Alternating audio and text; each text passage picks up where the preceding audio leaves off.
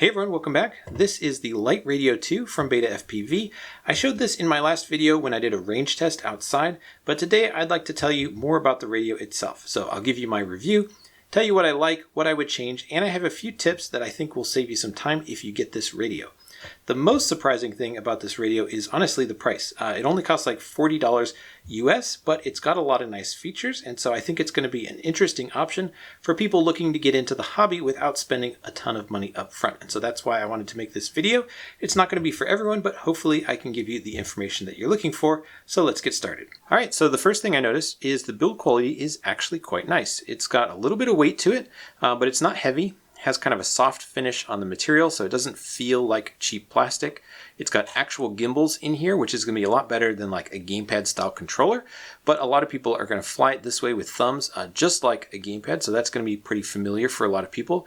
That's not how I fly, so the way that I like to fly is thumbs and fingers, both. Not pinching from the sides, but I kind of fly like that. That's just what I've gotten used to on my bigger radio, and so it's a little awkward for me to hold this one. But if you fly like this, I think it's going to be quite comfortable. My kids were pretty excited when they saw this though. They're used to holding gamepad controllers and using their thumbs. Also, the throw of the stick is a little bit less than on my big radio, and so I think it'll be a good match for them, and who knows, maybe they'll ask for some more flying lessons in the near future. You've got 4 switches on top. The bottom 2 are 2-position switches.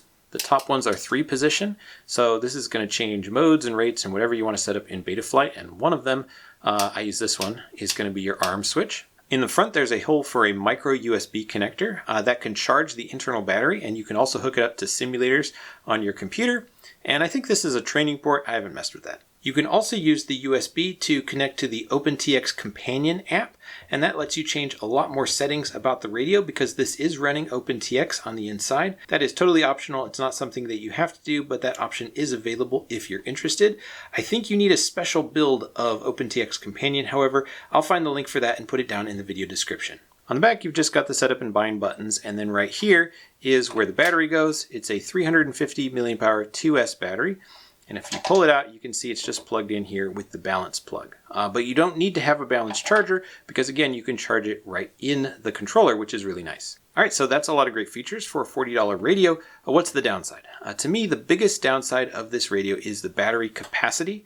350 milliamp hour 2S is just not a lot of battery for a radio. When I fly with my QX7 radio, I use these 3500 milliamp hour 2S batteries. That's fully 10 times the capacity. So I actually timed it. If this battery starts out fully charged, then you have about an hour of continuous operation on this radio.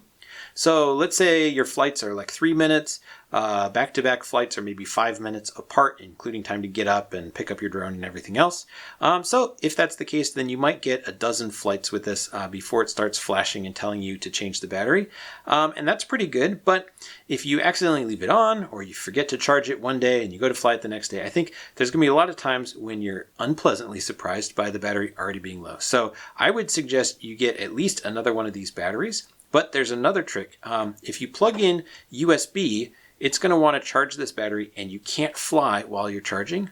But if it's already on, when you plug in USB, the USB power will take over and you can actually keep flying just on USB. I know because I took the battery out when it was already on and powered by USB. So if you're sitting close to somewhere you can plug in, then you can fly as long as you want. Otherwise, you're going to want a few more of these batteries. And if I could change anything about this radio, it would be to have a bigger battery compartment on here. I tried putting a 452S.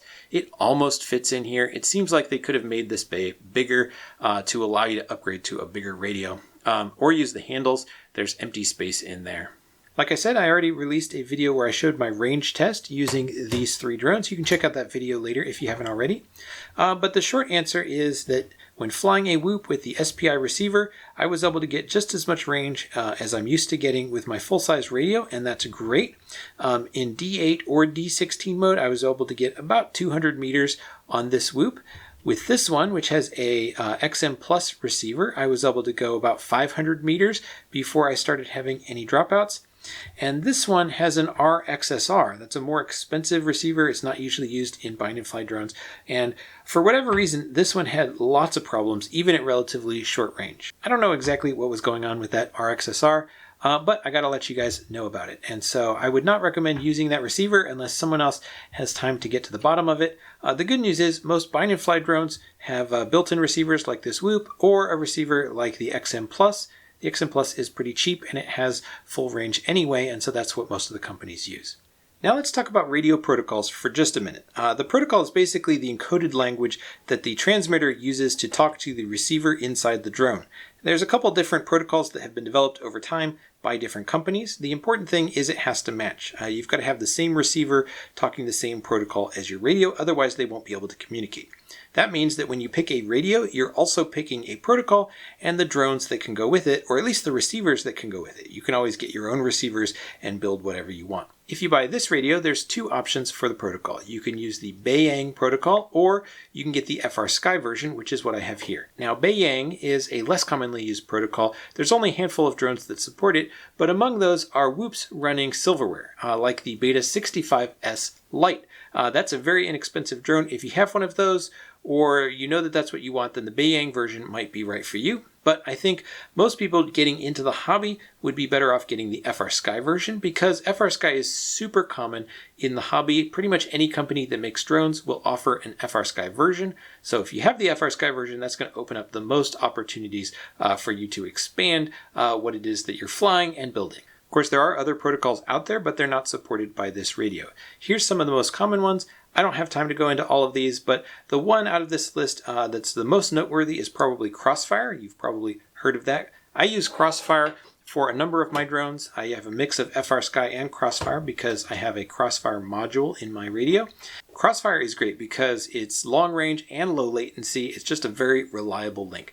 But even the cheapest Crossfire setup is going to be several times more expensive than this, so it's kind of in a different class. Also, Whoops usually have an all-in-one flight controller with a built-in receiver. You can see the red wire here. This one has built-in FrSky.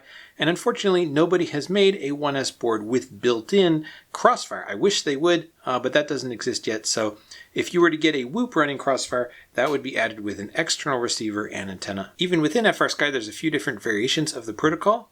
There's one called D8, which has 8 channels. That's enough for all the switches and sticks on here. There's D16, which has 16 channels, and D16 is split into 2 versions, the FCC version for the United States and the LBT version for other parts of the world. Unfortunately, the instructions for changing those modes on the radio weren't very clear. It took me a little while to figure it out, so let me just show you really quickly. Every time you power on the radio, you'll see it flash pink. There was one flash. One flash means the FCC version of D16. 2 flashes is LBT D16. 3 flashes is D8. And the way that you change it, the first thing you have to do is to turn it off. So press and hold until you hear it buzz. Then you're going to have to hold in the bind button with some kind of tool. And now while you're holding the bind button, press and hold the power. Wait for it to come on, release the power, but keep holding the bind button. You can see 2 flashes. So it switched to the LBT version.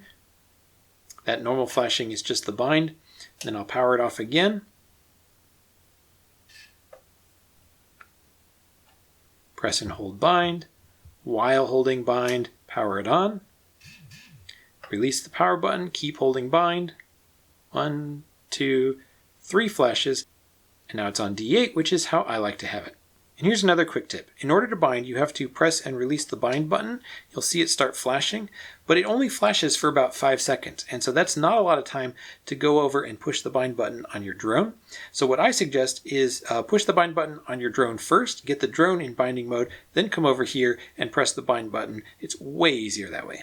So I think that about wraps things up. If you are looking for a really cheap radio in this form factor that supports Beiyang or FrSky, then I think this radio will probably serve you pretty well. Again, the battery life is going to be the main limiting factor.